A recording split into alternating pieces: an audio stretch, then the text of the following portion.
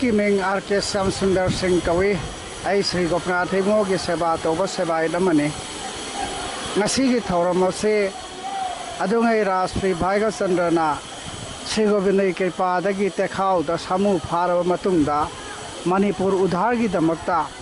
महागना महाकी मणिपुर की फिवम येंब लाखप मतमदा महाक यामना नुंसी चानना लोइनजबा महाकी मरुप निंगथौखोंदा लेबा दासराज की मयुमदा मतम खरा साइरांगगा मणिपुर की फिवम येंगलिंगै मरकसिदा दासराज न मचा नुपीबो भाईगचंद्र की सेवा तौननबगी याथंग पीखि मपागी याथंग फंगलब मतुंगदा केशोरीना भाईगचंद्र की सेवा तौजब मतमदा मचा पीबा अमा फंगजखि पीबादु फंगलब मतुंगदा राजश्रीना अमुक तेखावदा हल्लगा मणिपुर उद्धार तौरब मतुंग श्री गोविंद कृपादगी कायनादा थैबोंग पानबी लौरुरगा निर्पोन तौरब मतुंग गोविंद निर्पोन तौरे मथंगदा गोपीनाथ मथंगदा मदन मोहन मथंगदा विजय गोविंदा हाइरिबा देवता सिंह निर्पोन तौरब मतुंगदा महाकी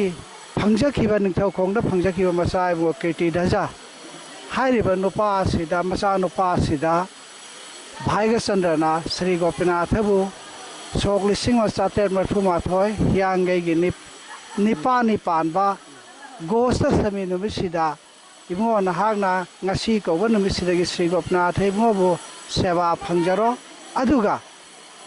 कलाराज हाइबा फबथोल असि मसो नहाग फंगजरो हाइना नुमिलदुदा सिनबिरमदगी ngasi फावबा लिसांग सिदना कीर्ति धजगी चादा नौदा पुनमंगना श्री गोपीनाथ सेवा तौना लाई अदर सही खुदिंग हाइबा थौरमसे पांथोक्तन लापने ngasi फावबा सही चनीगा कुंथ्रा मापन सुरे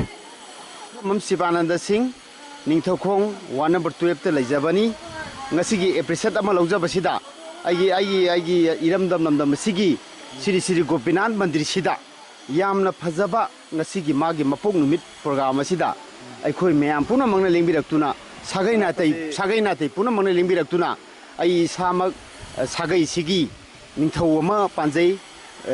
कलराज श्री आर के जिला सना सिंह अदि मखादै सेनापति मोजै अदुना लमदम सिगी खुनाई सिगी शांति ओनदबै दमकता लमदम सिंह ngasi गोपीनाथ जीउना पांथोक सबा ngasi मपोक कुमोन पालोन सिदा पुनमक लेंबिरक्तुना इरमदम नमदम अमदी समाज पुनमक लेंबिरक्तुना लमदम सिगी ऑर्गेनाइजेशन मयाम लेंबिरक्तुना ngasi पांथोक पसिदा इसासु आई पुनमक मयाम ngasi आई तुसुंगे पुनमक सिबु इरमदम नमदम सिबु सावखतप खुनाय असिदा पोरोंगदबै होनबै दमकता समाज सिगी दमकता अमसुंग गोपीनाथ जीउगी मथंग मथंग लाकपा प्रोग्राम सिंगदा एपिसोड मयाम सिगुमलबा तौरिबा थबक मयाम से मपुंग फाबो एरसनु हाइनै खुरुमजर सिगुमलबा श्री श्री गोपीनाथ जीउगी मपु कुमोट पांथोक सबसिदा लमदम मसिदा लैरिबा अदगी खुनाय सिदा लैरिबा मणिपुर पुंबा पुनमकपु शांति ओइबो ओइरसनु हाइना श्री श्री गोपीनाथ जीउगी तरफतगी खुरुमजर ममसु आई फोंदोसर